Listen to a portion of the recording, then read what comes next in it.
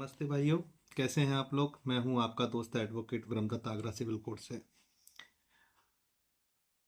आज हम बात करने वाले हैं कि भरण पोषण जो पत्नी को दिया जाता है उसको कैसे कैंसिल कराएं। बहुत लोगों के दिमाग में डाउट रहता है कि अदालत ने हमें सुना नहीं, हमारा पक्ष नहीं सुना और एक पक्षी आदेश पारित कर दिया। हालांकि इस संबंध में हमने बहुत सारे वीडियो अपने बनाए हुए हैं। अगर आप लोग सही तरीके से अगर स्टडी करेंगे तो आपको काफ़ी समाधान मिल सकते हैं। अगर फिर भी अगर हमारा वीडियो अगर आपके समझ में ना आए और आपको कंसल्ट करना है तो आप लोग कंसल्ट कर सकते हैं। मेरी आप लोगों से एक ही रिक्वेस्ट है कि इस चैनल को ज़्यादा से ज़्यादा शेयर करें, इस वीडियो को ज़्यादा से ज़्यादा शेयर करें और लोगों तक पहुंचाएं, क्योंकि आपकी एक छोटी सी सहायता से ना किसी की जान बच सकती है और किसी को बचाया जा सकता है। ये जो मैं वीडियो बनाता हूँ सिर्फ इस उद्देश्य से बनाता हूँ कि किसी भी तरीके से पुरुषों की मदद की जाए, उनको इन फर्जी मुकदमों से बाहर निकाला जाए, उनको एक नया जीवन स्टार्ट करने के लिए प्रेरित किया जाए।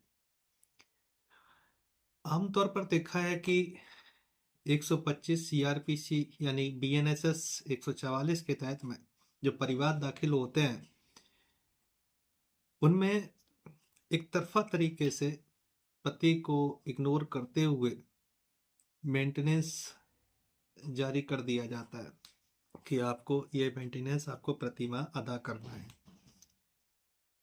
जैसा कि मैंने अपने पिछले वीडियो में बताया था कि हम लोग सबसे बड़ी गलती कर देते हैं कि हम लोग नोटिस जो है ना नोटिस को डिनाई करते हैं और पोस्ट संज्ञान का जो समय होता है, जो लिमिटेशन जो होती है वो पार हो जाती है, इसलिए हम ऊपरी अदालत में नहीं जा पाते, जिसका खामियाजा हमें अंत तक भुगतना पड़ता है। अगर आपको ये मेरी बात समझ में आए, मेरा वीडियो अच्छा लगे तो कमेंट करके ज़रूर बता देना। आप लोगों के सहयोग से ही हम आज इस वकालत के पेशे में आए हैं और मैं चाहता हूं कि आप लोगों का सपोर्ट हमें मिले ताकि कि मैं और लोगों के लिए आगे काम कर सकूं। हमने कई बार रिक्वेस्ट की कि चैनल को ज़्यादा से ज़्यादा सब्सक्राइब कर लें, क्योंकि मुझे ऐसा लगता है कि मैं सिर्फ फैक्ट पे और कानूनी दायरे में रह के ही अपनी बात रखता हूं ताकि कि आप लोगों का बचाव हो सके। ऑनेबल सुप्रीम कोर्ट ने एक जजमेंट पारित किया था। उसमें ये कहा था कि कोई भी महिला जो है अदालत में गलत तरीके से नहीं आ सकती, मतलब स्वच्छ हाथों से महिला नहीं आई है, इसलिए इसको कोई राहत नहीं दी जा सकती। उस जजमेंट का नाम है Dilip Kumar versus state of UP. ऐसे बहुत सारे एक जजमेंट हैं। ऑनेबल इलाहाबाद हाई कोर्ट ने भी एक जस्टिस है मंजू रानी, उन्होंने भी एक जजमेंट ऐसा ही पास किया था कि कोई भी व्यक्ति स्वच्छ हाथों से अदालत में आएगा तो ही उसको राहत दी जा सकती है, अदरवाइज उसको राहत नहीं मिलेगी। इसी तर्ज पर रजनीश वर्सेस नेहा का जो जजमेंट है जिसमें डायरेक्शंस इशू किए गए हैं, ये ऑनरेबल सुप्रीम कोर्ट ने जारी किया। ये जारी करने का केवल एक ही संस्था की दोनों की जो परिस्थितियां हैं उनको मैच किया जाए और परिस्थितियों के आधार पर ही ये मेंटेनेंस तय किया जाए।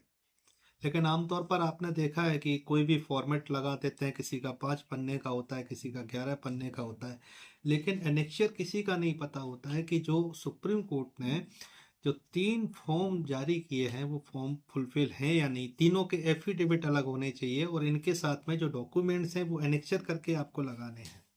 तो यहाँ पे ये जो डायरेक्शंस हैं इनका वायलेशन हो रहा है। जब इनका वायलेशन हुआ, अदालतों ने जब अपनी मनमानी की, तो हॉनेबल हाई कोर्ट ने पारुल त्यागी वर्सेस गौरव त्यागी के केस में स्ट्रिक्ट गाइडलाइन जारी की कि नहीं, आपको इस तरीके से फॉलो करना है और ये कंपलसरी है, आपको फॉलो करना ही करना है। और जब भी आप इसको फॉलो करेंगे, कोई भी आदेश पारित करेंगे, तो आपको एक डिटेल्ड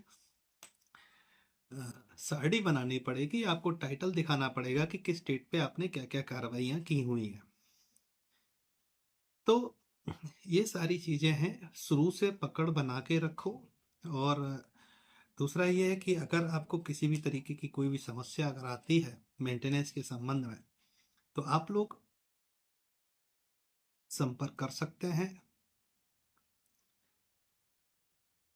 दूसरा ये है कि अगर आपके खिलाफ में कोई एक्स पार्टी आदेश हो जाता है तो आमतौर पे लोग ये सलाह देते हैं कि 126 तो ऑफ सीआरपीसी के तहत में उसको सेट असाइड कराने के लिए जाओ।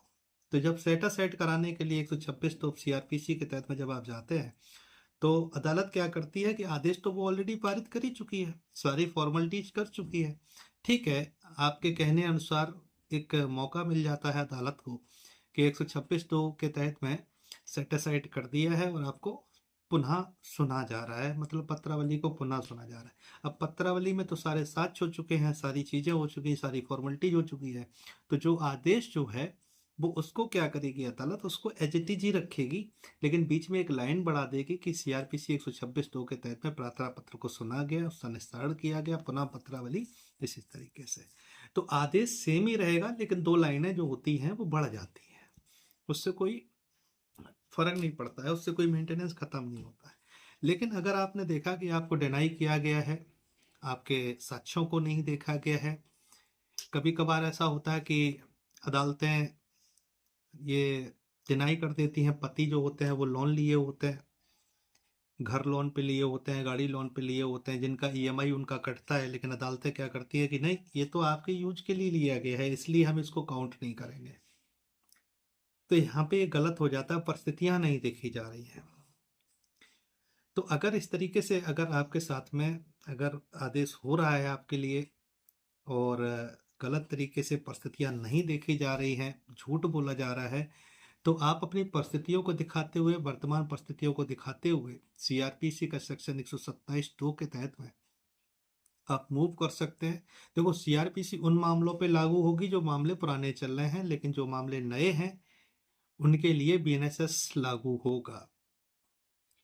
तो इसलिए मेरा कहने का मतलब ये है कि जो मेंटेनेंस तथ्य और परिस्थितियों के आधार पर जारी नहीं किया गया है उसको आप तथ्यों परिस्थितियों को दिखाते हुए आप 127 दो में मॉडिफिकेशन और कैंसिलेशन के लिए आप जा सकते हैं। आपको मॉडिफिकेशन नहीं मांगना है जो जजमेंट में।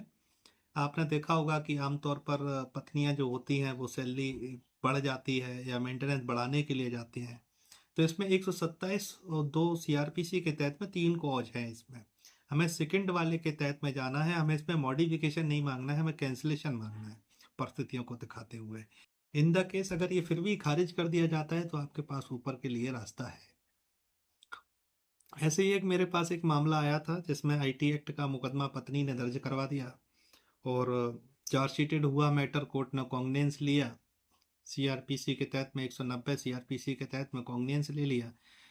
इसको हमने चैलेंज किया और रेट फाइल की और नीचे की जो अदालत थी जिसके यहाँ हमने रिवीजन फाइल किया था तो वहाँ पे उस पर वर्डिक्ट दिया गया कि 1 जुलाई 2024 से लेके अब तक जो है वो नया कानून जारी हो चुका है, लागू हो गया है हर तरीके से, इसलिए सीआरपीसी इस केस में लागू नहीं होती क्योंकि जो एफआईआर तो अक्टूबर 2024 में दर्ज कराई गई थी।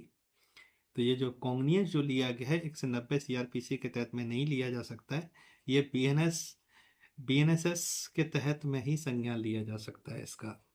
तो इस तरीके से उसको रिवीजन को चैलेंज किया। आप लोगों के साथ में अगर कोई इस तरीके की समस्या आ रही है तो आप लोग हमसे संपर्क कर सकते हैं और प्रयास करेंगे कि आप लोगों को एक सुझाव दिया जाए, आपके केस को देखा जाए और सही ट्रैक पर आपकी मदद की जाए।